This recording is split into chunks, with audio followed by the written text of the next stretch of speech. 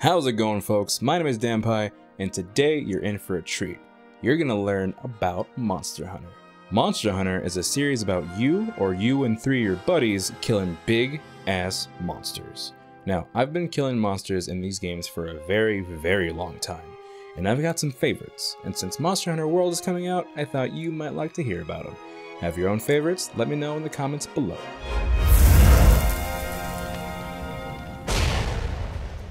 When you fall in love with Monster Hunter, you never forget your first real monster. Depending on where you started, that could be a bunch of different monsters. For me, that monster was Yeon Cuckoo. This dumb looking bird thing tanned my ass when I first started, and really made me learn how to play this game. Find an opening, exploit it. Get tail slapped, try again, die. Yelled the virtual fucking bird.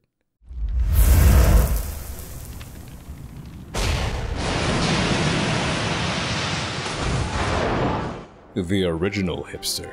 Huh? Alright, maybe not. Plesioth is another vet from the original. He was the only monster that lived in water, and at the time, you couldn't just jump in the water and wail on him. This was on the PS2. Swimming? In your dreams, kid. So what do we do instead? We fish that son of a bitch out with a frog. Yep, a frog. Plesioth, you suck. Stupid fucking hitbox.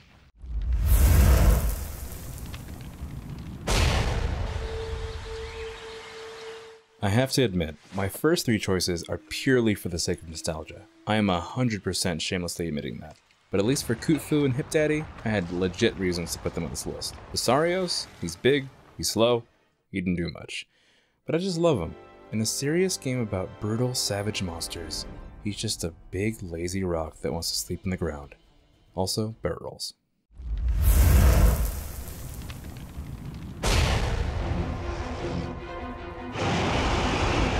Oh boy, here we go. Barioth. Tiger X's super cool cousin. I'd argue Barioth was the first real monster that was just as quick and just as agile as you were, so you had to be smarter about how you approached him. And breaking those parts, beginning to feel a hell of a lot more important. Broke his claws? Watch his dumb ass slip all over the place. Sitting duck. Well, mostly. I couldn't kill Barioth to save my life. I was complete garbage.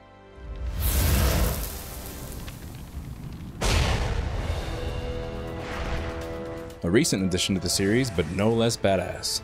Enter Astalos, the monster that I still don't really understand. Is he a bug? Is he a wyvern? I don't know. All I do know is that he's covered in lightning, has a bunch of real fast, real cool moves, and he's the easiest of the 4 flagships of generations. Seriously, he was a complete pushover. Still the coolest though.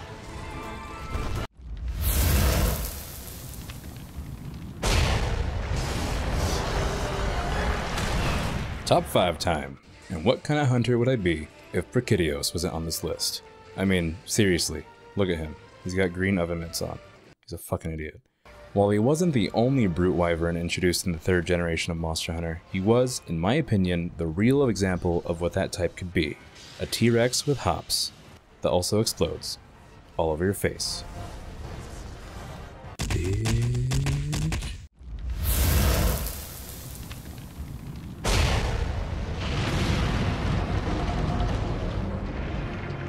Remember when I talked about swimming? It wasn't until Monster Hunter Tri when you finally could dive into the deep end and tackle some aquatic creatures. But honestly, it sucked. Really bad. Logia Crust, on the other hand, didn't. He was a fight worth wrestling the swimming controls for. I mean, think about it. A lightning-wielding Leviathan? Cool, dude. Fucking cool.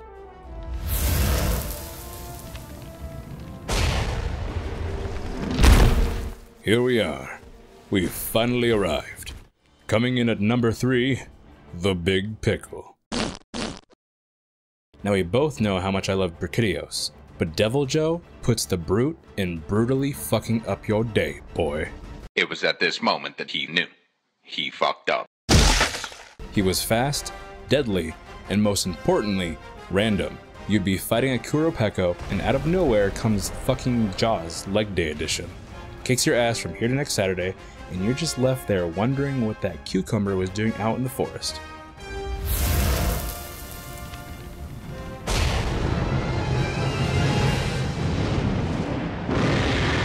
For veterans and newcomers alike, there's no one monster more recognizable than the King of the Skies himself, Rathalos. Rathalos just had to be up here in the top 3. My favorite armor in the series, except for the dumb version with the wings, most fun fight in every incarnation, and that's just the thing, man. Fighting him has changed so much since the first appearance, but he's still got it. Rathalos will always be a time-honored favorite.